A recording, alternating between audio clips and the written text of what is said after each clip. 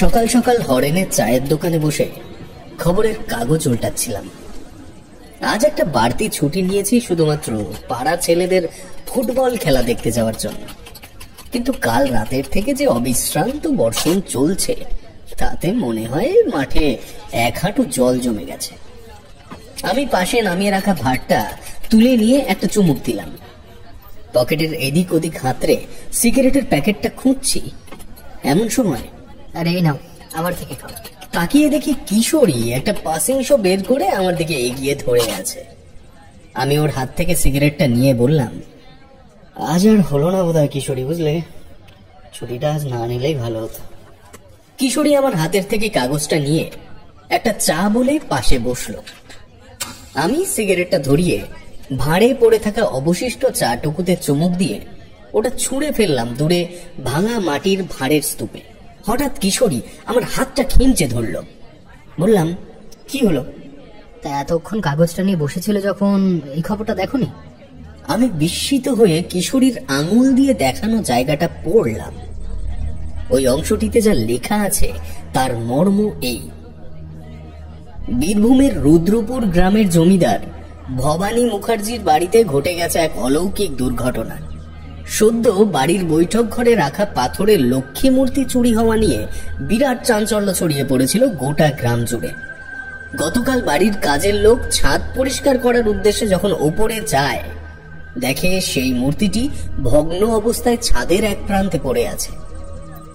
অবাক করা ব্যাপার হলো এটা যে চিলেকোঠার চাবি শুধুমাত্র গৃহস্বামীর কাছেই থাকে এবং উনি 100% নিশ্চিত যে গত 1 মাসের মধ্যে কোনো কাজেই কেউ বাড়ির ছাদে যায়নি। এই নিয়ে গোটা পাড়া তটস্থ এবং আতঙ্কিত। জমিদার ভবানী মুখার্জির দাবি এই যে কেউ যদি এই ভয়াবহ ঘটনার হদিশ দিতে পারে তবে তাকে উপযুক্ত সম্মাননা ও পুরস্কার দেওয়া হবে। পুরো বিজ্ঞাপনটি পড়ে আমার চোখ কপালে উঠল।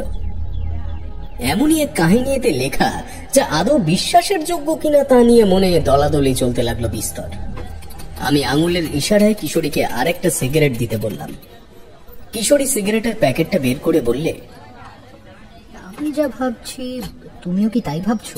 আমি প্যাকেট থেকে একটা সিগারেট বের করে তা আঙুলে পাকাতে পাকাতে বললাম, একদমই তাই। এই চলো চলো, দেরি করে লাভ নেই, চলো। সিগারেট ধরিয়ে আমি আর কিশোরী উঠলাম। মনে দুজনেরই তখন সমান উত্তেজনা যে তারানাথকে কতক্ষণে জানাবো এই ঘটনাটা। দ্রুত পায়ে মটলেনে জ্যোতিষ মহাদয়ের বাড়ির সামনে এসে পৌঁছালাম। এসে দেখি সদর দরজায় তালা ঝুলছে।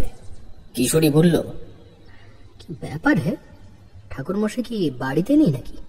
আমিও তাকে এই প্রশ্নের হতাশাজনক উত্তর দিতে যাব, এমন সময়, কি হে, তোমরা কখন এলে? চমকে পেছনে তাকালাম দুজনে। দেখি তারানাথ ব্যাগ ভর্তি আনাজ নিয়ে হাসি মুখে আমাদের দিকে চেয়ে রয়েছে। কিশোরী বলল, আপনি বাজার করতে গেলেন কেন খামোকা? তারানাথ বলল, কেন বলো তো, কোনো বড় সড়ো নিমন্ত্রণের খবর আছে নাকি? কিশোরী হাতে মুড়ে রাখা কাগজটি তারানাথের চোখের সামনে মেলে ধরল। বলল, ঠাকুরমশাই চট করে এটা পড়ে ফেলুন তো। তারানাথ হাতের ব্যাগটি আমার হাতে দিয়ে কাগজটি দু হাতে ধরল। দেখলাম তার মুখের ভাব ধীরে ধীরে পরিবর্তন হচ্ছে। পড়া শেষে ভ্রুকুটি করে বললে, এমন ঘটনা তো আগে কখনো দেখিনি, তবে কিছু যে একটা গোলমাল চলছে এটা নিশ্চিত। ঠাকুরমশাই, গোলমালটা কি ভৌতিক কিছু? তার সম্ভাবনাই প্রবল। কিশোরী আমার দিকে অবাক হয়ে তাকালো। আমি নিচু গলায় বললাম, ঠাকুরমশাই, বলছি একবার গিয়ে দেখলে হয় না? তারানাথ আমার হাতের থেকে ব্যাগটা নিয়ে হেসে বলল, এই আনাজগুলোই তাই সম্পূর্ণ টাকা দিয়ে কিনে আনতে পারিনি, আর কোথায় সে বীরভূম। কিশোরী এগিয়ে এসে বলল, আপনার টাকা নিয়ে চিন্তা করতে হবে না, আপনি শুধু একবার সম্মতি দিন। তারানাথ দরজার তালা খুলে ভেতরে ঢুকলো। আমরাও পেছন পেছন এলাম। ব্যাগ রেখে দাওয়ায় রাখা ঘটির জল হাতে ঢালতে ঢালতে তারানাথ বলল, তোমাদের আবার এই বিষয়ে এত উৎসাহ এলো কেন? তোমরা তো এসব বিশ্বাসই করো না। কিশোরী যে ছাড়ার বান্দা নয় তা আমি জানি। তারানাথের হাতের থেকে ঘটিটা নিয়ে বলল, যদি বিশ্বাসই না করতাম তবে কি কাগজটা নিয়ে আপনার বাড়িতে ছুটে আসতাম? তারানাথ হেসে বলল, সে তো ভ্রমণের লোভে, যদিও তার পেছনে আর একটা স্বার্থও আছে। তোমরা চাও এই ফাঁকে তোমাদের অবিশ্বাসী মনটাও আরো একটু প্রশ্রয় পাক। তবে মনে রেখো, তেমন সময়ের ফেরে যদি কখনো পড়ো, তখন কিন্তু পালানোর সময় পাবে না। তারানাথের শেষ কথাগুলি শুনে বুঝতে বাকি রইল না যে এই ঘটনা যদি সত্যি অলৌকিকতার মরমে পৌঁছায়, তবে তা হতে চলেছে আমাদের জন্য জীবনের শ্রেষ্ঠ ভয়ঙ্কর অভিজ্ঞতা। কিশোরী পাসিং শোয়ের প্যাকেটটা তারানাথের দিকে এগিয়ে দিয়ে বলল, চলুন না ঠাকুর মশাই, তাছাড়া কি ঘটবে বা কি ঘটতে পারে সেটা তো আমরা নিজেরাই জানি না। তারানাথের চোখে একটা প্রশান্তির ভাব লক্ষ্য করলাম। বুঝলাম তার উত্তরটা বোধ হয় আমাদের নিরাশ করবে না। কিছুক্ষণ সবাই চুপ থাকার পর তারানাথ নীরবতা ভাঙল। যদি যেতেই হয় তবে দেরি করা ঠিক হবে না। মানে বলতে চাইছি, মানুষের বিপদের কথা শুনলে মনটা ছোট থেকেই ঝাঁপিয়ে পড়তে চায়। তারানাথের এই উক্তিতে যেন হাতে চাঁদ পেলাম আমরা। আমি আর কিশোরী অনুমতি নিয়ে দ্রুত বাড়িতে এসে গোছগাছ শুরু করে দিলাম। অফিসে ট্র্যাঙ্ক কল করে জানালাম আজ বিকেল থেকে আমার ধুম জ্বর, বিছানা ছাড়ার উপায় নেই। যদিও এই বুদ্ধিটা কিশোরীরই ছিল। আসলে চাকরি বাকরির প্রতি কোনোদিনই তেমন মন ছিল না আমার। সাহিত্য আমায় হরদম টেনেছে, ছাত্র জীবন থেকে বলা ভালো, এখনো টানে।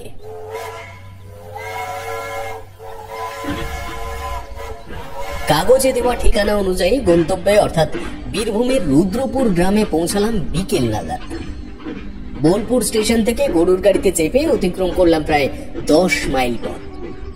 রুদ্রপুর নামটি শুনে যতটা অজপাড়াগা মনে হয়েছিল, আসলে কিন্তু জায়গাটা তেমন নয়। প্রতিটা বাড়িতে বিদ্যুতের আলো পৌঁছেছে এবং কয়েকটা বাড়ির ভেতরে তো বেতারে বিজ্ঞাপন চলতেও শুনলাম। জমিদার ভবানী মুখার্জির বাড়ি চিনতে একটু বেগ পেতে হলো না। যে গরুর গাড়িতে করে এত দূর এলাম তার বাড়িও এই গ্রামেই, কাজেই সে এমন ভাবে পদপথের ঠিকানা বুঝিয়েছে যে এই অঞ্চলে নতুন এসেছি বলে মনেই হচ্ছে না। কিশোরী বলল, সত্যি ওই গরুর গাড়ির চালকের জবাব নেই। দেখেছো, একটা নারকেল গাছ পর্যন্ত উল্লেখ করতে ছাড়েনি। ওই ওই দেখো, পুকুরের ওপারে শুয়ে পড়া একটা নারকেল গাছ। তার মানে এই পুকুরের ওই প্রান্তের ওই সাদা বাড়িটাই ভবানী বাবুর। তারানাথ আমার দৃষ্টি অনুসরণ করেই থমকে দাঁড়ালো। ওর চোখের দৃষ্টি স্থির ও সন্দিগ্ধ। কিশোরী প্রশ্ন করল, কি হয়েছে ঠাকুর মশাই? তারানাথ বলল, আমার সাথে সাথেই থেকো। বিপদের বলয় বাড়িটাকে ঘিরে ফেলেছে রীতিমতো। খুব বিপদ কিশোরী। আমার অনুমতি ছাড়া এক গ্লাস জলও স্পর্শ করবে না। একটা অযাচিত ভয়তে শরীরটা যেন কেঁপে উঠল আমার। আমি জানি কিশোরীরও অবস্থা একই। তারানাথ এবার আমাদের থেকে 2 পা এগিয়ে হাঁটতে থাকলো। কিশোরী ও আমি পেছন পেছন বাড়িটির দিকে চোখ রাখতে রাখতে এগোলাম। তারানাথের চোখ মুখের অভিব্যক্তি দেখে সাহস হলো না তাকে কোনো প্রশ্ন জিজ্ঞেস করার। বাড়িটার অবস্থান দেখে মনে হয় এটি সম্ভবত গ্রামের একদম শেষ প্রান্তে। এই পুকুরের পার বরাবর এই একটাই পায়ে চলা পথ যেটা জমিদার বাড়ি পর্যন্ত গেছে। তাছাড়া বাকি প্রতিটা দিকে ঘন আম গাছের বাগান। সত্যি বলতে কি, এত মোটা আম গাছের কাণ্ড আমি আগে কখনো দেখিনি। আমরা জঙ্গল পেরিয়ে বাড়ির যে প্রান্তে এসে উঠলাম, সম্ভবত সেটা পেছনের অংশ। দোমহলা বাড়ির এই দিকে 3টি দরজা ও প্রতিটা ঘর সংলগ্ন একটি করে জানলা বর্তমান।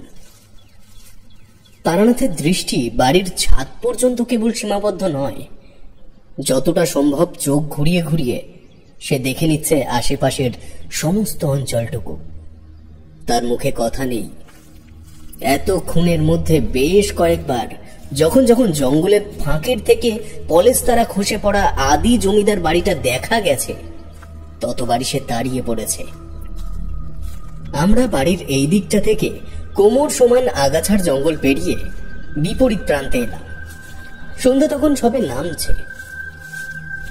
না, গল্পে শোনা বা বইতে পড়া যে সকল বাড়ির কথা শুনলে শরীরের মধ্যে একটু হলেও ভয়ের উদ্বেগ হয়, এই বাড়ির বর্ণনাতেও তার হুবহু মিল রয়েছে।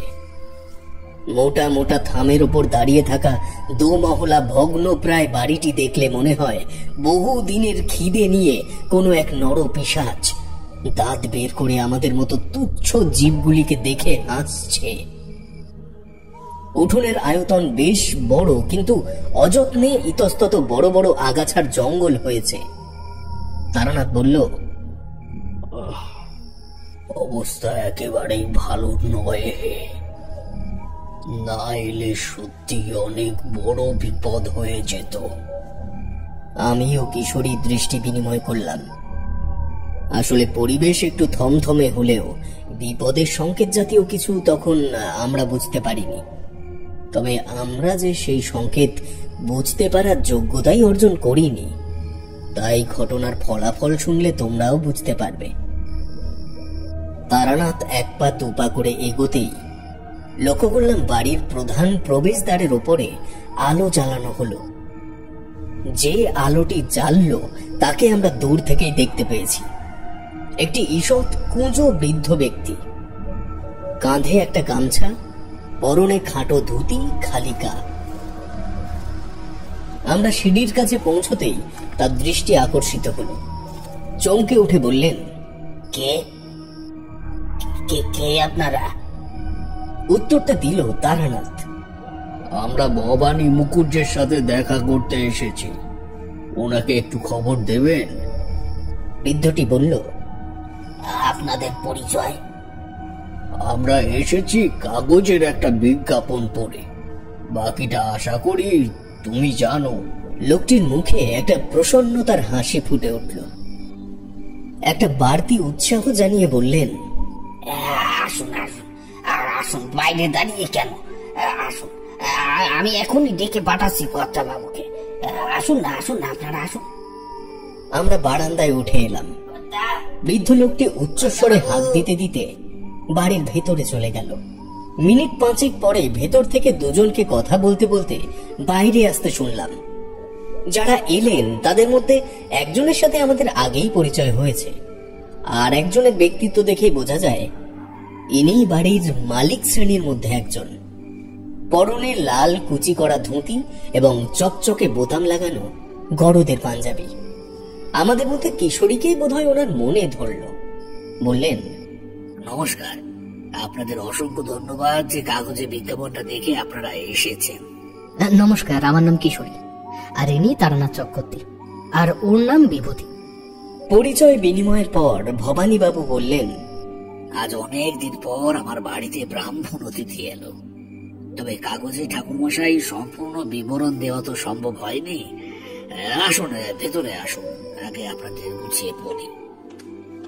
আমরা তাকে অনুসরণ করে ভেতরে এলাম। বাইরের থেকে দেখা বাড়ির রূপ নিমেষে ভুলে গেলাম ভিতরকার আলোড়ন দেখে। মস্ত ঝাড় লণ্ঠনের নিচে একটা ছোট টেবিলকে কেন্দ্র করে সাজানো রয়েছে 5টি বেতের চেয়ার, এবং ঠিক কিছুটা দূর থেকেই প্রমাণ দূরত্ব বজায় রেখে দুদিক থেকে উঠে গেছে দোতলায় যাওয়ার সিঁড়ি। আমাদের চেয়ারে বসতে বলে উনি বৃদ্ধটিকে বললেন, মানিক যা, চা নিয়ে আয়, আর গণেশ ঠাকুরকে এনাদের রাতের খাওয়া দাওয়ার ব্যবস্থা করতে বল।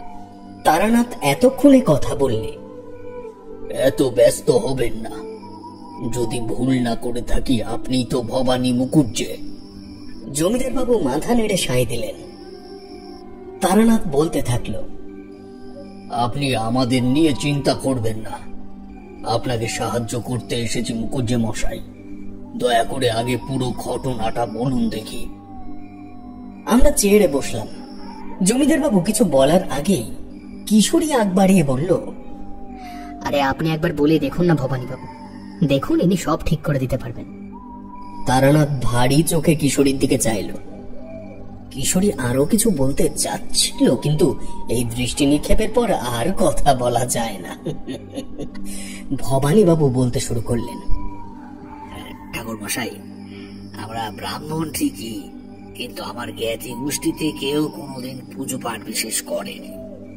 ছোটবেলা থেকেই অভাব কি জিনিস তা আমি জানতাম না, এবং ঈশ্বরের কৃপায় এখনো সেই বস্তুর সাথে আমার সাক্ষাৎ হয়নি। স্ত্রী মারা গেছেন আজ প্রায় 15 বছর হতে চলল। সেই থেকে এই বাড়িতে আছি কেবল আমি, আমার চাকর মানিক, রান্নার ঠাকুর গণেশ এবং আমার 2 ছেলে। বলতে পারেন ছোট ছেলে শিবেনের ইচ্ছেতেই এবার বাড়িতে লক্ষ্মী পুজো করার সিদ্ধান্ত নিয়েছিলাম, যে কারণে বাইরের শিল্পী দিয়ে বহু অর্থের বিনিময়ে পাথরের লক্ষ্মী প্রতিমা বানিয়ে রেখেছিলাম। যেদিনের ঘটনা বলছি, সেদিন অনেক রাত পর্যন্ত এই বৈঠক ঘরে বসে গ্রামের 10-15 জন মিলে আসন্ন শ্যামা পূজা সংক্রান্ত প্রস্তুতিমূলক আলোচনা চলছিল। রাত 12টা নাগাদ সবাই চলে গেলে একটা চুরুট ধরিয়ে আনমনে মূর্তিটার দিকে চেয়েছিলাম, ওই জায়গায়। জমিদার হাতের ইশারায় কিশোরী চেয়ারের ঠিক পিছনের দিকটা দেখালো। আমরা সেদিকে দৃষ্টি নিয়ে আবার জমিদারের দিকে ফিরলাম। উনি বলতে লাগলেন, তখনও পর্যন্ত সব ঠিক ছিল। পরদিন সকালে আমার ছোট ছেলে এসে আমায় ডাকলে, বাবা উঠুন উঠুন বাবা, বাড়িতে চুরি হয়ে গেছে। আমি লাফ মেরে উঠলাম। তখনই ওর মুখে সবটা শুনে নিচে এলাম। দেখি সত্যি ঘরের সবকিছু অক্ষত থাকলেও মূর্তিটা নেই। গ্রামে খবরটা ছড়িয়ে পড়তেই প্রায় সকলেই এসে এসে খবর নিয়ে গেছে। সেই জন্য কাউকে সন্দেহ করার মতো আর নেই। ব্যাপারটা মাথার থেকে যাওয়ার আগেই ঘটলো আবার এই ঘটনা। বৃষ্টির জল ছাদে জমলে ওই দক্ষিণ দিকের ঘরের দেওয়ালটা চুইয়ে চুইয়ে জল পড়ে। সেই কারণে আমি মানিককে পাঠিয়েছিলাম জল পড়ার নলগুলো একটু পরিষ্কার। ঠাকুর মশাই, কিসের শব্দ হলো? এমন সময় ছাদের ওপর থেকে যেন কোনো দৈত্য দৌড়ে যাওয়ার মতন শব্দ হলো।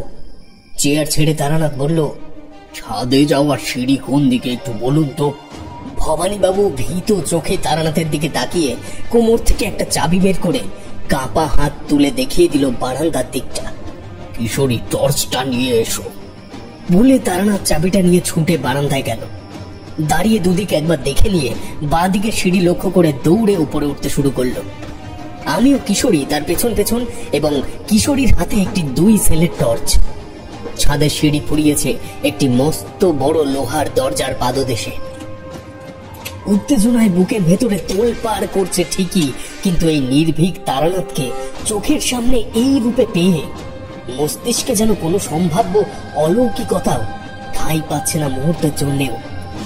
তারানাথ ব্যস্ত হাতে তালা খুলে সজোরে লোহার 1 পাল্লা দরজাটা ঠেলে দিল বিপরীত দিকে। টর্চের প্রয়োজন পড়ল না। বৃষ্টি ঝরে যাওয়া মেঘমুক্ত আকাশে চাঁদ ফুটেছে যেন কোনো এক রূপকথার গল্পের অতি সুন্দর রাতের মতন। সেই আলোয় দরজার এপার থেকে যা দেখলাম, তা দেখার পর আমার বা কিশোরীর মতো মানুষের হৃৎপিণ্ড মুহূর্তের মধ্যেই থেমে যায়নি। এই কথা ভেবেই এখনো অবাক হই। ছাদের ঠিক মাঝখানে একটা অপেক্ষাকৃত উঁচু জায়গায় বসে আছে একটি মেয়ে। আমরা তার মাথার পেছনের দিকটা দেখতে পাচ্ছি। পরনের বস্ত্রটা শাড়ি না অন্য কিছু তা বোঝার উপায় নেই। কিশোরী এগিয়ে যেতে চাইছিল, তারানাথ সামনে হাত রেখে বাধা দিল। ঠিক তখনই নিঃশব্দে মেয়েটির কাঁধের ওপরে এসে বসল একটি পেঁচা। এই পাখিটির আকার কিন্তু অন্য সকল পেঁচার মতো নয়। সাধারণত আমরা যেমন পেঁচা দেখি বা দেখেছি তার থেকেও 10 গুণ বড়। অবাক করা ব্যাপার হলো এই, এত বড় একটা প্রাণী মেয়েটির কাঁধে এসে বসতেও তার শরীরী অভিব্যক্তির কিন্তু কোনো পরিবর্তন নেই। সে যেন জানতো এই পেঁচাটি আসবে, অথবা পাখিটি হয়তো তার পোষ্য। তারানাথ প্রশ্ন করল, কে তুমি? এ বাড়িতে কেন এসেছো? মেয়েটি উঠে দাঁড়ালো। ধীরে ধীরে ছাদের কোমর সমান উঁচু রেলিং এর সামনে গিয়ে দাঁড়িয়ে পড়ল। পেঁচাটি যেন তার সব থেকে পছন্দের জায়গায় এসে বসেছে, কোনো নড়াচড়া নেই। সেই প্রথমবার তার হাড় হিম করে দেওয়া গলার স্বরটা শুনেছিলাম। বাঁধানো রেলিং এর উপর ঝুঁকে পড়ে সে উত্তর দিল, বলো কি হলো? বলে ঝুঁকে পড়া দেহটাকে আরো ঝুঁকিয়ে দিল ছাদের থেকে নিচের দিকে। লক্ষ্য করলাম পেটের উপরে ভর দিয়ে তার দুটি পা কাঁপতে কাঁপতে উঠতে থাকলো শূন্যে। কিশোরী নিচু গলায় বলল, ঠাকুর মশাই, পড়ে যাবে তো মেয়েটা।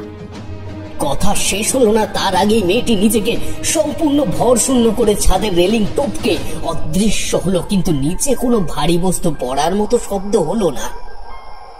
শুধু বাড়ির পেছনের আম গাছগুলোর পাতায় কোনো এক অলৌকিক দুর্যোগের ঝোড়ো হাওয়া বয়ে গেল দ্রুত গতিতে।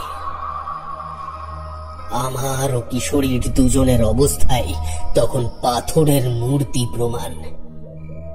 আকস্মিক বিস্ময়তা সম্পূর্ণ বাকরুদ্ধ করে দিয়েছে ততক্ষণে।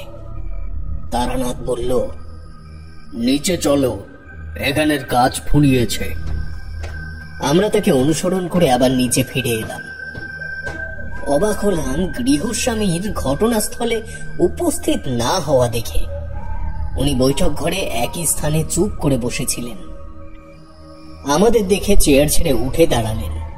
ভয়ার্ত কণ্ঠে বললেন, ঠাকুর মশাই, কিসের শব্দ হলো? আপনাদের ফিরতেই বা এত দেরি হলো কেন? তারানাথ জবাব দেয়, আপনারা বাড়ির প্রত্যেকে কয়েকদিন এক ঘরে থাকুন। বিপদ আসছে মুখুজ্জে মশাই। বিপদ? কি বিপদ? এই শব্দ কি আপনি আজ প্রথম পেলেন? মানে এর আগে কি এমন কোন শব্দ শুনেছেন? ভবানী বাবু বললেন, মানে দিন দুয়েক আগে এমন কিছু একটা বলছিল, আমি গুরুত্ব দিইনি।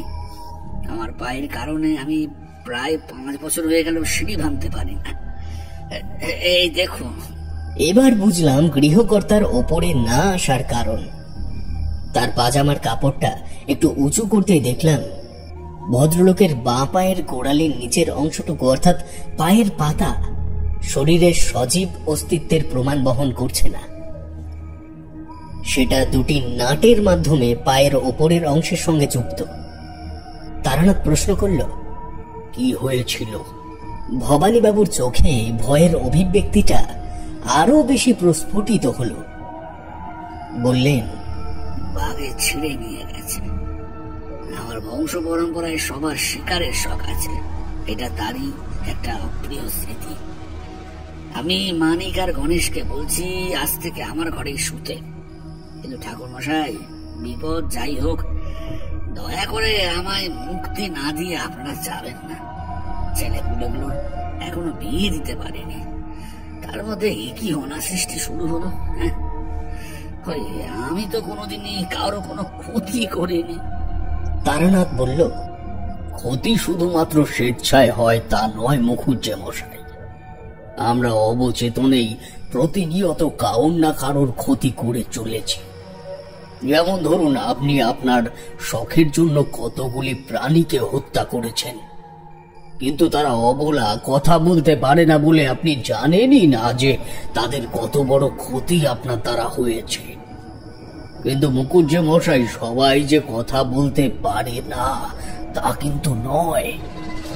বাকিটা আপনাকে আরো কিছু লক্ষণ পর্যবেক্ষণ করার পর বলবো। আমাদের 3 জনের ঘরটা যদি একটু দেখিয়ে দেন। ভবানীবাবু তারানাথের কথার মর্মে এমন ভাবে প্রবেশ করে গেছেন যে শেষ কথাটা উনি শুনতেই পাননি। তারানাথ আবার বলল, মুখুজ্জে মশাই, আমাদের থাকবার ঘরটা। এবার তার ঘোর কাটল। এই মানিক, এনাদের ঘরে নিয়ে যা। আর রাতের খাবার হলো? মানিক আমাদের দোতলার একটি ঘরে নিয়ে গেল। তারানাথ প্রশ্ন করল, মুখুজ্জে মশাই, ছেলেদের তো দেখছি না, তারা কোথায়? মানিক বললে, বড় বাবু তো এখানে থাকেন না, বহু বছর হয়ে গেছে। কিন্তু ছোট বাবু শিবেন এখানেই থাকেন। ব্যবসার কাজে একটু কলকাতায় গেছেন উনি, কালকে চলে আসার কথা। কিন্তু কিন্তু কিন্তু কি? এই শব্দ আমি আগেও 2বার শুনেছি। ছাদের উপরে কে যেন দৌড়াদৌড়ি করে। রাত হলেই শুনতে পাবেন একটা পেঁচা কি বিকট ভাবে ডাকতে ডাকতে এই বাড়ির চারিদিকে ঘোরাঘুরি করছে। কর্তা বাবু ওষুধ খেয়ে ঘুমিয়ে পড়েন বলে শুনতে পান না, কিন্তু আমি রোজ রাতেই টের পাই। উনিও আমার কথা তেমন ভাবে শোনেন না, তাই সবকিছু বলিও না। আপনারা কদিন থাকুন, ঠিক বুঝতে পারবেন। বলে মানিক চলে গেল। আমরা দুজনেই তারানাথের মুখের দিকে তাকালাম। তারানাথ ঈষৎ হেসে জঙ্গলের দিকের জানলাটা খুলতে যাচ্ছে, এমন সময় কিশোরী বলল, ঠাকুরমশাই, ওই জানলাটা না খুললেই নয়। তারানাথ একটা প্রশস্ত নিঃশ্বাস টেনে তার ছাতি ভরিয়ে বললে, কেন কিশোরী, তোমরা তো এসব মানতেই চাও না। এই যাত্রায় আসতে চাইছিলাম না, তার কারণ হলো এবার আর তোমাদের আমার জীবনের কাহিনী শোনার বিশেষ উৎসাহ থাকবে না। প্রশ্ন করলাম, কারণ? কারণ এতদিন তোমরা বিশ্বাস করতে না বলেই অলৌকিক গল্পের এমন একনিষ্ঠ শ্রোতা ছিলে। কারণ নাস্তিক ও অবিশ্বাসীরাই অপ্রাকৃতিক গল্পের ভালো শ্রোতা হয়। কিন্তু এবার থেকে তোমরা কাগজের বিজ্ঞাপন খুঁজতে শুরু করবে, কোথায় কি এমন অজাগতিক ঘটল। ভুল বললাম কি আমি আশা করেছিলাম উত্তরটা কিশোরী দেবে, কিন্তু এক মনে জানলার দিকে তাকিয়ে রয়েছে দেখে আমি বললাম, ঠাকুরমশাই, আপনার এই কথাটাই আমি একমত নই। জানি না এই ঘটনার ফলাফল কি হবে, তবে এটুকু বলতে পারি, আপনার কাছে গল্প শুনতে যাওয়া শুধু গল্প শোনার লোভে কিন্তু নয়। আপনার দার্শনিকতার প্রতি একটা অমোঘ টান তৈরি হয়েছে আমাদের দুজনেরই। তাই বলতে পারেন, আপনি গল্প বলুন আর না বলুন, আমরা কিন্তু হাসবই। তারানাথ পরিচিত হাসি হেসে কিশোরীর দিকে ফিরল, বলল, এত ভয় পেও না কিশোরী। এই অধম যতক্ষণ আছে তোমাদের ভয় পাওয়ার কোনো প্রয়োজন নেই। শুধু আগে যেটা বলেছি আবার বলছি, আমায় না জানিয়ে বা না বলে কোনো পদক্ষেপ নেবে না। তারানাথ বসল। সময় তখন রাত 8:20। এই ঘরটার মধ্যে দুটি বিছানা, একটি ওই জানলার সাথে আর একটি কিছুটা দূরে। মাঝখানের ফাঁকা জায়গাটায় একটি আরাম কেদারার মতো চেয়ার রাখা। মানিক খাবার নিয়ে এলো 9টা নাগাদ। তারানাথ তাকে প্রশ্ন করলো, মুখুজ্জে মশাই খেয়েছেন? হ্যাঁ, মানে আমি ওনার ঘরে খাবার দিয়ে এসেছি। বলে এসে আমাদের হাত ধোয়ার জন্য একটি পাত্র এগিয়ে দিল। আমরা খেতে বসলে সে আমাদের পাশে বসলো। আমি বললাম, তুমি খেয়েছো? জি বাবু, আমার খাওয়া দাওয়া হয়ে গেছে। আপনারা খান, আমি থালা বাসনগুলো উঠিয়ে নিয়ে তারপর যাবো। আমি বসলুম। বললাম, তুমি যাও, আমি থালা বাসন সব নামিয়ে নিয়ে আসবো। ওই সিঁড়ির পাশের কল ঘরে তো। মানিক জিভ কেটে বললে, কি মা, কি বলছেন বাবু? আমি থাকতে আপনারা কেন করতে যাবেন? তারানাথ বাধা দিয়ে বলল, ও ঠিকই বলেছে, তুমি গিয়ে ঘুমিয়ে পড়ো। আমরা নিচে এগুলো রেখে একেবারে হাত মুখ ধুয়ে আসবো। মানিক বিড়বিড় করতে করতে উঠে দাঁড়ালো। ঘুমের বলল, কি বলেন? এই ঘুম ঘুম আর কি ঘুম হবে? ঘুম আর হবে না বাবু, একটু পরেই শুনতে পারবেন শব্দটা। বলে সে চলে গেল। আমরা খাওয়া শেষ করে কল ঘরে গিয়ে একটু চোখে মুখে জল দিয়ে ওপরে এলাম। সারাটা দিন শরীরটা বিশ্রাম পায়নি, তাই বিছানায় একটু এলিয়ে পড়তেই চোখ দুটো ভারী হয়ে এলো। তারানাথ জানলার পাশে দাঁড়িয়ে একটা সিগারেট ধরালো, বলল, তোমরা ঘুমিয়ে পড়ো, আমার জন্য অপেক্ষা করবার দরকার নেই। কিশোরী বলল, আমার ঘুম আসবে না ঠাকুরমশাই। কান এতটাই সজাগ যে দূরে কোথাও একটা কাঠ ঠোকরা পাখি গাছের কাণ্ড খুঁড়ছে, তাও শুনতে পারছি। আমার ঘুমটাও কিশোরীর কথায় ভেঙে গেল। আমিও কান খাড়া করে শব্দটা শোনার চেষ্টা করলাম, কিন্তু তেমন কিছুই পেলাম না। নীরবতাপূর্ণ মিনিট 10 কাটার পরে বাইরের দেওয়ালে একটা ধপ ধপ শব্দ শুনতে পেলাম মনে হলো। তারানাথ জানলার বাঁ দিকে ঘেঁষে গিয়ে চোখ রাখলো বাঁ দিকের পাল্লার সোজা। সুতরাং সত্যি একটা শব্দ আসছে জানলার বাইরের থেকেই। আমি উঠে গিয়ে তারানাথের পেছনে দাঁড়ালাম। কিশোরীও যোগ দিল সেই সঙ্গে। যে শব্দটা অস্পষ্ট ছিল তা এখানে দাঁড়ানোর পর অনেকটাই স্পষ্ট হলো। তারানাথের হালকা পিছিয়ে আসা দেখেই বুঝলাম সে কিছু একটা দেখতে পেয়েছে। আমিও কিশোরী আরো একটু ঝুঁকলাম তারানাথের দিকে। বাইরেটা বলা যায় ভোরের আলোর মতো পরিষ্কার। চাঁদের আলোয় যা ছোট অদূরে গাছের ডালে একটা কাঠবেড়ালি কি একটা নিয়ে ছোটাছুটি করছে তাও পরিষ্কার দেখা যাচ্ছে। এমন সময় কানে এলো শব্দটা, একটা চাপা কান্নার শব্দ। এই কান্নায় শুধু যন্ত্রণা নয়, প্রতিশোধের তীব্র স্পৃহাও প্রকাশ পেতে চাইছে যেন। তারানাথ ঠোঁটের উপর আঙুল দিয়ে আমাদের আরো সতর্ক হওয়ার নির্দেশ দিল। এমন সময় দেখলাম জানলার পাশ থেকে দেওয়ালের গা বেয়ে ধীর পায়ে নামছে একটি নারী মূর্তি। আতঙ্কে কিশোরী চেয়ারের পাশে ছিটকে পড়ল। তৎক্ষণাৎ মেয়েটিও দাঁড়িয়ে পড়ল জানলার কপাটের ঠিক পাশে। তারানাথ আরো একটু পিছিয়ে এলো। আমার হৃৎপিণ্ড বোধ হয় তখন চলছিল না, কিন্তু চোখ যেন কোনো মতেই পলক ফেলতে চাইছে না, পাছে এই বিজ্ঞান বিরোধী সত্যটা দৃষ্টিগোচর হয়ে যায়। এটা কোন ধরনের জীব যার উপরে মাধ্যাকর্ষণ কাজ করে না?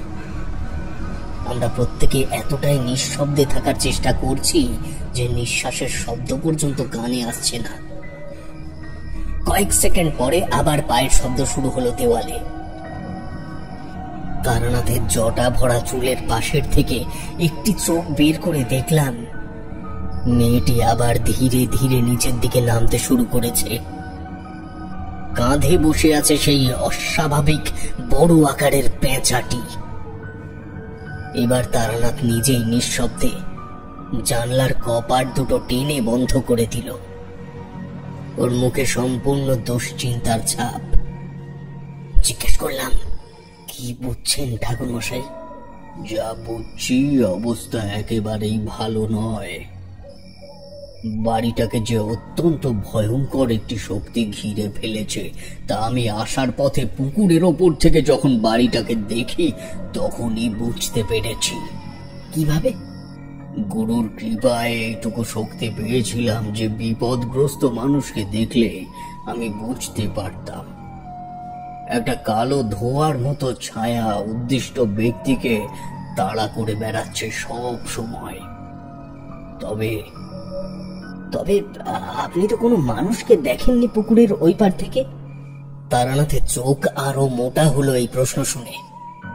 গলা ধরে এলো নিমেষের মধ্যে। বললে, শুধু কোনো মানুষ নয়, দেখলাম গোটা বাড়িটাকেই একটা কালো মসলিনের চাদরের বলয় গিলে খাচ্ছে। বিভূতি, মৃত্যু এখানে একটা ঘটবেই, যেটা আটকানোর ক্ষমতা আমার নেই। তারানাথের কথা শোনার পর চোখের সামনে দেখা ঘটনাটা আবার যেন ধীরে ধীরে মস্তকে ঢুকতে লাগলো।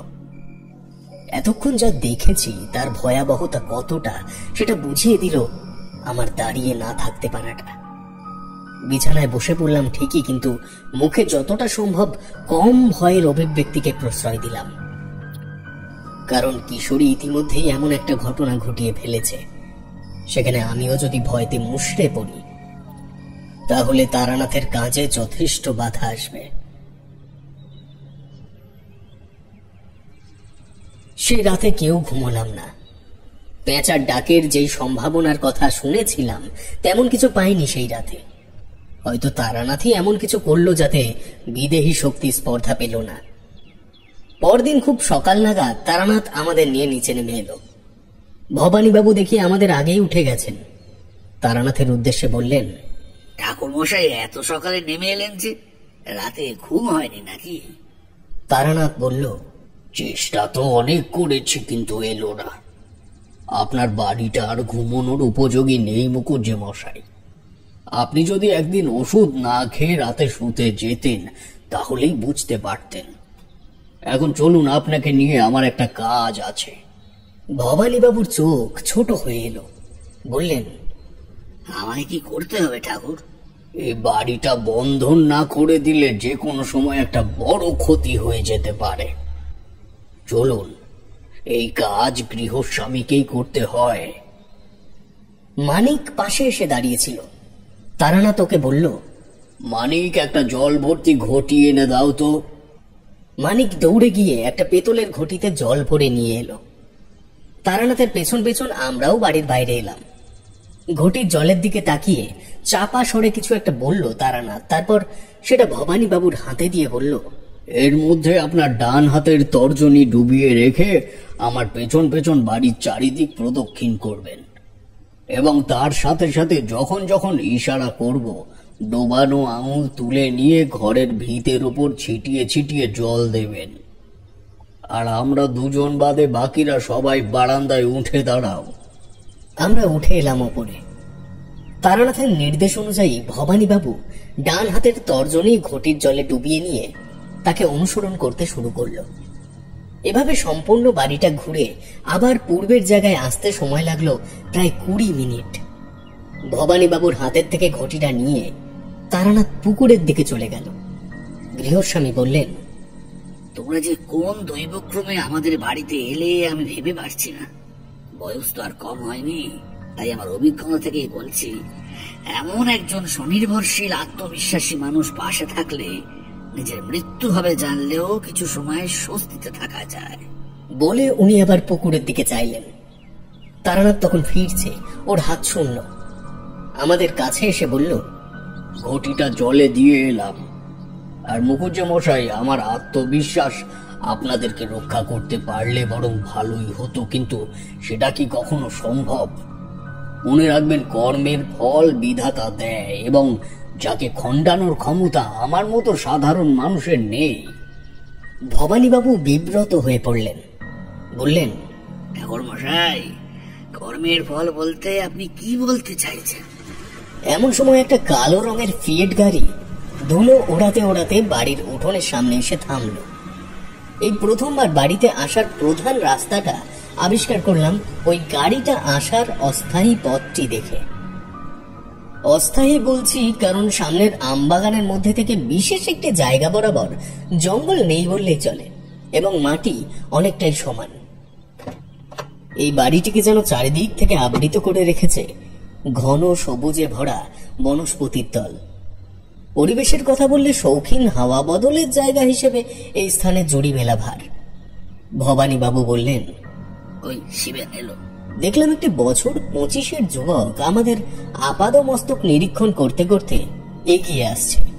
তার হাতে ধরা সুটকেসটা মানিকের হাতে দিয়ে প্রশ্ন করল, আপনারা কারা? উত্তরটা দিলেন ভবানীবাবু। শিবেন, কাগজে দেওয়া বিজ্ঞাপনটা দেখে ওনারা এসেছেন আমাদের বাড়িতে। এই ঠাকুর মশাইয়ের নাম তারানাথ চক্রবর্তী, উনি হলেন বিভূতি, আর ওনার নাম কিশোরী। কিশোরী। শিবেন বাবুর দেখলাম এই বিষয়ে বিশেষ উৎসাহ নেই। তাচ্ছিল্যের সাথে বললেন, সত্যি বাবা, তুমিও পারো। বললাম এই কাজ করেছে গ্রামেরই কোনো অসভ্য লোক, সেটা থানায় একটা কমপ্লেন করলেই তো হয়। কেন বোঝো না শিবেন, এই বাড়িতে কোনোদিন পুলিশ আসেনি। রাবিশ। বলে সে সিঁড়ি দিয়ে বারান্দার দিকে এগিয়ে গেল। তারানাথ বলল, শিবেন, তোমার সঙ্গে আমার কিছু কথা আছে। শিবেন বাবু দাঁড়িয়ে পড়লেন। পেছনে না ঘুরেই উত্তর দিলেন, আমার সময় মতো আপনাদের ডেকে নেব। কথা শেষ হওয়ার আগে বাড়ির ভেতর থেকে চিৎকার ভেসে এলো। ভবানীবাবু বললেন, গণেশ, গণেশের আবার কি হলো? তারানাথ ছুটে গেল, তার সঙ্গ নিলাম আমরা। পৌঁছে দেখি রান্নাঘরের মেঝেতে বিস্ফারিত চোখ করে পড়ে আছে গণেশ বামুন। মাটিতে ঘষতে ঘষতে দরজার দিকে আসতে চেষ্টা করছে সে। তারানাথ গিয়ে তার কাঁধে হাত রেখে বলল, কি হয়েছে গণেশ? তুমি এমন করছো কেন? কিশোরী, জল নিয়ে এসো তো, আর বাকিরা একে ধরে নিয়ে চলো তো ওই বৈঠক ঘরের দিকে। আমরা গণেশকে ধরাধরি করে বৈঠক ঘরে নিয়ে এলাম। কিশোরী জল এনে ওর মুখে ছিটিয়ে দিয়ে ঘটিটা তারানাথের হাতে দিল। গণেশ ধুতির খোঁট দিয়ে মুখ মুছে নিয়ে হাঁপাতে হাঁপাতে বলল, আমি সকালের খাবার বানানোর জন্য ময়দা মাখছিলাম। হঠাৎ একটা চাপা কান্নার শব্দ এলো, এরকম মনে হলো। সন্দেহ বসে জানলার দিকে মুখ বাড়াইছি, তখনই একটা বড় পাখি উড়ে এসে জানলার সামনে ঝাপটি পড়ল। এত বড় পাখি, এত বড় পাখি আমি কোনোদিনও দেখিনি বাবু, কোনোদিনও দেখিনি। পাখিটা পেঁচা কি? হ্যাঁ বাবু, পেঁচাই হবে, পেঁচাই হবে। গোল গোল মাটির ডেলার মতন চোখ, পালকগুলো সব কালো কুসকুসে, হ্যাঁ, কালো কুসকুসে একেবারে। এমন সময় শিবেন বাবু দাঁত চিবিয়ে বললেন, এই পাখিটাকে আমার কোনোদিনই পছন্দ হয় না। কদিন আগেই তো একটা মারলাম, আবার নতুন আবির্ভাব হয়েছে। দাঁড়ান, আমি দেখছি। তারানাথ বলল, তুমি পেঁচা মেরেছ? পেঁচা যে মা লক্ষ্মীর বাহন তা কি তোমার জানা আছে? হ্যাঁ জানি, না জানার কি আছে। তারানাথ শিবেন বাবুর মুখের দিকে তাকিয়ে কিছুক্ষণ স্থির হয়ে রইল। তারপর দ্রুত পায়ে সিঁড়ি ধরে দোতলায় চলে গেল। ভবানীবাবু তিক্ত স্বরে বললেন, তুমি খামোখা পেঁচা মারতে গেলে কেন? একটা পাখির জীবন নিয়ে কি নিজেকে বীর প্রমাণ করতে চাও নাকি? ওই যে বললাম, এই পাখিটা আমার সহ্য হয় না। বলে রাত পায়ে উপরে চলে গেলেন শিবেন বাবু। আমিও কিশোরী ঘরে ফিরে এলাম। দেখলাম তারানাথ ওর পুঁটলি থেকে কয়েকটা পুস্তক বের করে অবিরাম পাতা উল্টে চলেছে। কিশোরী পাশে বসে বলল, ঠাকুরমশাই, কি হচ্ছে বলুন তো? তারানাথের সেই প্রশ্নে কোনো ভ্রুক্ষেপ নেই। অযত্ন ভরে পৃষ্ঠা উল্টাতে উল্টাতে একটি বিশেষ জায়গায় এসে থেমে গেল সে। চক্ষু যুগল বিস্ফারিত করে বললে, ও লক্ষ্মী উলুক, এই কথাটাই বলেছিল না মেয়েটা? হ্যাঁ হ্যাঁ হ্যাঁ, ঠিক বলেছেন, অলক্ষী উলুক বলেছিল মেয়েটি। তারানাথ বলল, চলো শিবেনের কাছে এখনই। শিবেন বাবুর ঘর ওপরেই। আমাদের আসার আগেই উনি ওপরে উঠে এসেছেন। ওপরে মোট 4টে ঘর। আমাদের ঘর বাদে অন্য যে ঘরটি খোলা আছে তার সামনে গিয়ে তারানাথ ডাকল, শিবেন, আমায় এখনই তোমায় সাহায্য করতে হবে, নইলে তোমার প্রাণ সংকট হতে পারে। তবে এই উক্তির সত্যতা যাচাই করার এখনই চেষ্টা করো না, প্রমাণ তুমি আজই পাবে। তারানাথের কথা শুনে শিবেন বাবু ঘর থেকে বেরিয়ে এলেন। হয়তো প্রতিবাদের সুরে কিছু একটা বলতেন, কিন্তু মুখটাকে স্বাভাবিক করে শুধু ক্ষণিকের সৌজন্যতার কারণে বললেন, কি বলুন, কি করতে হবে আমার? পেঁচাটিকে জঙ্গলের কোন স্থানে হত্যা করেছিলে মনে আছে তোমার? শিবেন বাবু একটু ভেবে বললেন, হ্যাঁ আছে। কেন বলুন তো? আমাদের নিয়ে যেতে পারবে সেখানে? হ্যাঁ পারবো, কিন্তু এখন? এখনই। শিবেন বাবু সাই দিয়ে নিচে সিঁড়ি ধরলেন। বৈঠক ঘরে ভবানী বাবু বসেছিলেন মাথায় হাত দিয়ে। আমাদের দেখে উঠে এলেন। তারানাথ বলল, চলুন মুকুজ্জে মশাই, দেখবেন কি বিপদে পড়েছেন আপনারা। মনের ভেতরে পুরো ঘটনাটা তখন কোনো মতেই আর সাজাতে পারছি না। মন্ত্রমুগ্ধের মতো ফলাফলের পথে ছুটছি প্রাণপণে। আমি, তারানাথ, কিশোরী, শিবেন এবং ভবানী বাবু জঙ্গলের পথ ধরলাম। আমরা যে জঙ্গলে পথ টপকে এই বাড়িতে এসেছিলাম সেই পথটিকে বাঁ দিকে ছেড়ে দিয়ে বাড়ির পেছনের দিকের আরো ঘন আগাছা পেরিয়ে এগোতে লাগলাম আমরা। শিবেন বাবু বললেন, বেশি দূরে নয়, মরা শিশু গাছের ডালেই পাখিটা বসেছিল। ওই যে ওই গাছটা। চক্ষু নির্দেশ অনুসরণ করতে দেখতে পেলাম দূরে একটা দৈত্য প্রমাণ গাছের কঙ্কাল। একটাও পাতা নেই সেই গাছে। বৃদ্ধ অভিভাবকের মতো জঙ্গলের সবকটি গাছের ওপরে মাথা তুলে যেন প্রত্যেকের ওপর নজর রাখছে। তবে শহরের পরিষ্কার রাস্তায় ঘোরা ছেলেদের জন্য ওই গাছ পর্যন্ত দূরত্বটাকে মোটেই অনতি দূরে বলে মনে হলো না। তারানাথ বিনা দ্বিধায় জঙ্গল মারিয়ে চলেছে সামনের দিকে। ও দৃষ্টি আটকে গেছে গন্তব্যে। বেশ কিছুটা এগিয়ে আসার পরেই নাকে একটা পচা গন্ধ ভেসে এলো। উফ, কি বিশ্রী সেই গন্ধ! তারানাথ ছিল সবার আগে। লক্ষ্য করলাম ও বাঁ দিকের অপেক্ষাকৃত একটু বেশি আগাছায় ভরা জায়গাটার দিকে তাকিয়ে থমকে দাঁড়িয়ে পড়ল। আমরা ততক্ষণ প্রায় তার কাছে চলে এসেছি। পৌঁছে যা দেখলাম তাতে দাঁড়িয়ে থাকতে পারার কথা নয়। ভবানী বাবু নিজেকে সামলাতে না পেরে মাটিতে বসেই পড়লেন। দেখলাম একটি মৃতদেহ পচে প্রায় মাটির সাথে মিশে যেতে বসেছে। তার গলে যাওয়া পিচ্ছিল শরীরকে কেন্দ্র করে ঘুরে বেড়াচ্ছে অসংখ্য মাছি। কি তীক্ষ্ণ তাদের আর্তনাদ! শিবেন বাবুর এবার যেন একটু ভয় হলো। কাঁপা গলায় বললেন, এসব কি করে হলো? তারানাথ বলল, এটা তো ফলাফল মাত্র। ভুল না হলে ঘটনাটা ঘটেছে এর আগে। এসো এখন। আমরা ধরাধরি করে ভবানী বাবুকে তুললাম। ওনার কপালের থেকে উত্তেজনার ঘাম ঝরে পড়ছে অনর্গল। বললাম, আপনাকে কি বাড়িতে রেখে আসবো? না না, আমি ঠিক আছে বলে আবার উনি ক্লান্ত পা বাড়ালেন সামনের মানুষদের লক্ষ্য করে। শিবেনবাবু এখন সামনে এবং তারানাথ এখন অনুসরণ করছে তাকে। আরো মিনিট 5 হাঁটার পর আমরা ওই মরা শিশু গাছটির গোড়ায় এসে পৌঁছালাম। তবে গাছটির প্রাণ আছে, নইলে তার কাণ্ডকে কেন্দ্র করে এত আগাছা ও শ্যাওলার বাড়বাড়ন্ত হতো না। গাছটার গোড়ার দিকে একটা ফোঁকর রয়েছে এবং সেই ফোঁকরটির সামনে ইতস্তত ছড়িয়ে রয়েছে কোনো কালো পাখির পালক। শিবেনবাবু বললেন, আমি পাখিটাকে গুলি করার পর তা কোথায় পড়েছে আমি দেখিনি, হয়তো ওখানে। তারানাথ হাত দিয়ে কয়েকটা আগাছা তুলে কিছুটা জায়গা পরিষ্কার করে নিল। তারপর বলল, কিশোরী এদিকে এসো, আমি যা যা বলবো তুমি একটু সেভাবে আমায় সাহায্য করো তো। বলে তার পুঁটলি থেকে একটা কাঁচের শিশি ও একটি ধাতব দণ্ড বের করে সে কিশোরীর হাতে দিল। তারপর বলল, ওই ধাতুটি দিয়ে মাটির উপরে একটা বড় বৃত্ত আঁকো। কিশোরী তাই করল। এবার আপনারা সবাই ওই বৃত্তের মধ্যে এসে দাঁড়ান। যাই হয়ে যাক, কেউ ওই গণ্ডি পেরিয়ে বাইরে আসবেন না। আমরা আদেশ অনুযায়ী উল্লেখিত স্থানে গিয়ে দাঁড়ালাম। কিশোরী শিশিটি হাতে নিয়ে তারানাথের পাশে গিয়ে দাঁড়ালো। তারানাথ বলল, আমার চোখের দিকে লক্ষ্য রাখবে। ইশারা করা মাত্রই তুমি ওই গণ্ডির মধ্যে গিয়ে দাঁড়াবে। আমি নিজেই করে নিতাম, কিন্তু আমি করবন্ধনী ছাড়তে পারবো না। বলে তারানাথ পরিষ্কার করা স্থানটিতে বসে ওই ধাতব বস্তুটি দিয়েই একটা ছক তৈরি করল।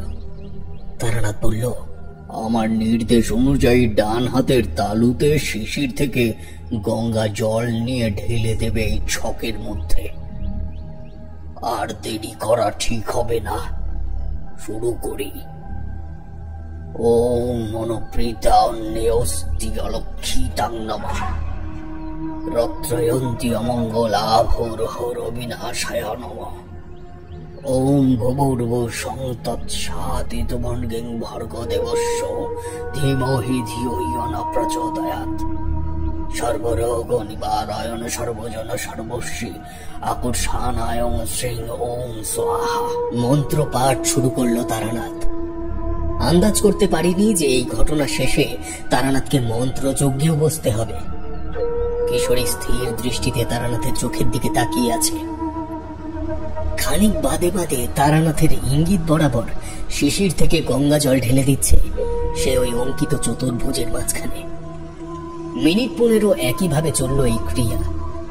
আচমকা মন্ত্রপাঠ থামিয়ে তারানাথ হাতের ইশারায় কিশোরীকে চলে আসতে বলল বৃত্তের মধ্যে। স্বভাবত এই দৃষ্টি ফিরল আশেপাশের পরিবেশের দিকে। বুঝলাম অবশ্যই কোনো আকস্মিক পরিবর্তন ঘটেছে তারানাথের চোখের সামনে। তখনই জিনিসটা আমাদের সকলের দৃষ্টিলব্ধ হলো। তারানাথ আসন করেছিল ওই শিশু গাছটির গোড়ায়। লক্ষ্য করলাম গাছের ফোকরের থেকে বেরিয়ে আসছে একটি আহত রক্তাক্ত পেঁচা। কি বিশাল সেই প্রাণী! কাল জ্যোৎস্নার আলোয় দূর থেকে তার যে কালো অবয়ব দেখেছিলাম, আজ তার থেকেও যেন বেড়েছে তার আয়তন। ভবানী বাবু মুখে হাত দিয়ে নিজের উত্তেজনা আটকে রাখার চেষ্টা করছেন। গলাটা যেন কাঠ হয়ে এলো আমার। তারানাথের হাত উঠছে ধীরে ধীরে প্রাণীটির দিকে। অঙ্গুলি নির্দেশের মাধ্যমে সে পাখিটিকে ওখানে দাঁড়িয়ে পড়ার আদেশ করলো দুবার। আমাদের সকলকে অবাক করে পেঁচাটি ওখানেই স্থির হলো। এমন সময় কানে এলো চাপা কান্নার শব্দটা। সেই যন্ত্রণা ও রোষ মিশ্রিত একটা শব্দ। তারানাথ গলা উঁচু করে নির্দেশ দিল, কেউ গণ্ডির বাইরে বেরোবে না। বুঝিনি এখনো এত বড় একটি ভয়ঙ্কর অলৌকিকতা আমাদের জন্য অপেক্ষা করে আছে। মরা শিশু গাছের ফোকর থেকে বুকে ভর দিয়ে বেরিয়ে আসতে লাগলো একটি রক্ত ভেজা দেহ। বুঝে নিতে অসুবিধা হলো না, এই সেই মেয়ে যাকে কাল রাতে তার পোষ্য পেঁচাটিকে নিয়ে ছাদের থেকে নামতে দেখেছি আমরা তিনজন। পরনে একটা ময়লা শাড়ি এবং ডান হাত ও ডান পায়ের হাঁটুর অংশটা অনেকটাই বেঁকা। তার চলন ভয়াবহ, আতঙ্কদায়ক। তারানাথ বলল, শিবেন, তুমি এদিকে এসো। অভিজ্ঞতা সাধারণ মানুষের এমন অলৌকিকতা স্রোতে কখনো ডুবে না। শিবেন বাবুর অবস্থাও তখন বাকিদের মতো। কাঁপতে কাঁপতে এক পা দুপা করে সে তারানাথের পেছনে গিয়ে দাঁড়ালো। এবার তারানাথ পরবর্তী নির্দেশ করল, পেঁচাটিকে দু হাতে তুলে নাও শিবেন। ওই সময় এমন প্রস্তাবে কোনো স্বাভাবিক মানুষই রাজি হতে চাইবে না। শিবেনও নির্দেশ শুনে 2 পা পিছিয়ে এলো। পেঁচাটাকে তুলে নাও শিবেন। খানিক থমকে গিয়ে শিবেন এগিয়ে গেল পেঁচাটির দিকে। পাশে মেয়েটি বুকের উপর ভর দিয়ে চোখের মনি যতটা সম্ভব উল্টে দিয়ে শিবেনের মন্থর আগমন পর্যবেক্ষণ করছে। অশ্রু বিহলিত চোখের কোণে তার পৈশাচিক হাসির ছাপ পড়ল।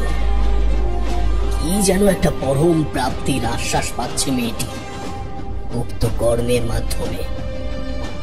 ডানা ভাঙা ক্ষত বিক্ষত পেঁচাটিকে কাঁপা কাঁপা হাতে তুলে নিল শিবেন। সেই মুহূর্তে একটা দীর্ঘ নিঃশ্বাস টেনে নিয়ে পরম পৈশাচিক প্রাপ্তিতে হেসে উঠল মেয়েটি। কিশোরীর হাতের আঙুলগুলো আমার কবজিকে খামচে ধরল সঙ্গে সঙ্গে। তারানাথ বলল, ওর পোষ্য ওকে ফিরিয়ে দাও।